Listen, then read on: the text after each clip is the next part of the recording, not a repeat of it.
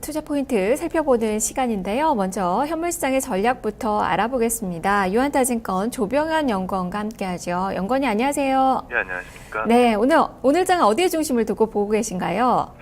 예, 일단은 지금 그 실적 시즌에 대한 기대감 계속해서 좀 높아지고 있는 상황인 것 같습니다. 그러다 보니까 이제 지수 상승 흐름 어쨌든 이어가고 있는 상황이고요. 거기다가 수급 여건이 향후에 좀 더 개선될 조짐이 나타나고 있습니다. 그래서 추가 상승 가능성이 좀 더 무게를 두고 있다 이렇게 말씀드릴 수 있을 것 같습니다. 네, 추가 상승 가능성을 보고 계시고 실적과 수급에 대한 그 기대감을 보고 계시는데 그렇게 보시는 이유 좀 구체적으로 설명을 해주시죠.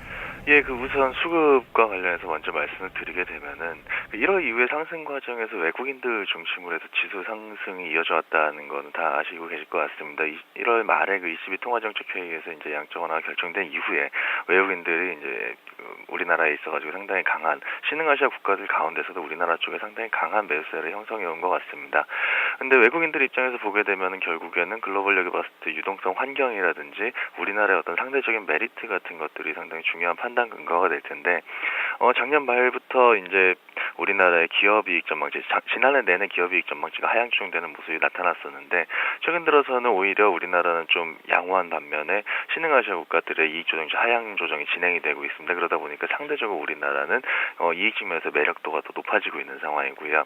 거기다 밸류에이션 측면에서 보더라도 신흥국국 전체 대비해서 우리나라의 밸류에이션 수준이 지금 70% 수준입니다. 충분히 싼다는 매력도 부각이 될 수 있는 상황이고요. 거기다 본질적으로 ECB가 이제 순조롭게 유동성 공급을 하고 있고, 그 3월 고용 지표가 상당히 부진하게 나오면서 미국 어떤 정책에 대한 부담도 많이 완화가 됐습니다. 그러다 보니까 외국인들에 대한 어떤 수급에 대한 기대감은 여전히 유효하다라고 볼 수가 있을 것 같고요.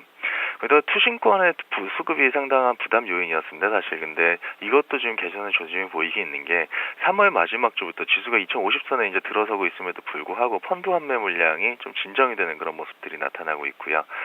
지금 최근 들어가지고 그 투신권이 가지고 있는 그러니까 국내 펀드들이 가지고 있는 주식 보유량 자체가 상당히 낮은 수준까지 떨어져 있습니다. 이게 거의 그 2008년도라든지 2011년도 주가 급락 수준 당시까지 많이 주식이 비어져 있는 그런 상태입니다. 그렇기 때문에 추가적인 매도 여력보다는 매수 여력이 많아진 상태다. 그렇기 때문에 이 수급 측면에서의 어떤 기대감이 형성될 수 있는 시점이다. 이렇게 볼 수가 있을 것 같습니다. 네, 그래도 그동안에는 이 순환매성 그 움직임이 종목별로 좀 있었는데 이제는 주가가 더 오른다고 하더라도 옥석이 좀 가려져야 될 것 같습니다. 전략 측면에서는 그렇다면 어떤 종목 위주로 좀 투자를 해봐야 되는 건가요?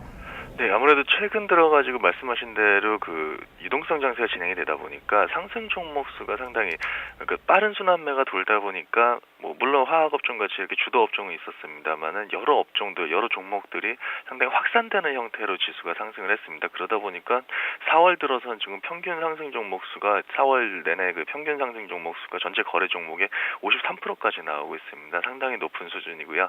2008년도 글로벌 위기를 맞고 이제 급락을 했다 이제 반등하던 초기 국면에서나 찾아볼 수 있을 법한 상당히 높은 수준의 상승 종목 수 비율입니다. 근데 이 경험적으로 고점 수준에 와 있다 보니까 이제는 그 조금 더 옥석 가리기가 진행될 수 있는 구간이 들어올 것이다라고 예상을 해보는 게 합리적이라는 생각이 들고요.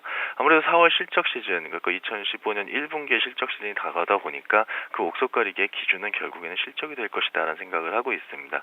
뭐 미리 실적이 개선될 종목들을 안다면은 뭐 그게 덜 나위가 없겠지만은 그걸 사실상 먼저 사전적으로 알 수는 없을 것 같고요. 그러다 보니까 이제 최근 들어가지고 실적 전망치의 개선이 상당히 빠르게 나타나고 있는 업종이나 종목들이 결국에는 최근 들어서 실적에 대한 기대감이 높아지고 있는 것들이 아니냐 이런 생각을 해볼 수 있을 것 같고요.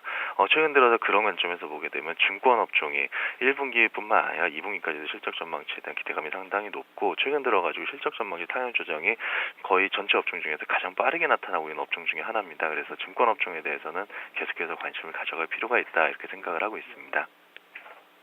잘 들었습니다. 네, 감사합니다. 네, 실적 전망치가 상향 조정되는 쪽으로 특히 증권업종에 대한 그 이야기가 나왔네요. 유한타증권 조병현 연구원과 함께 현물시장의 전략을 알아봤습니다.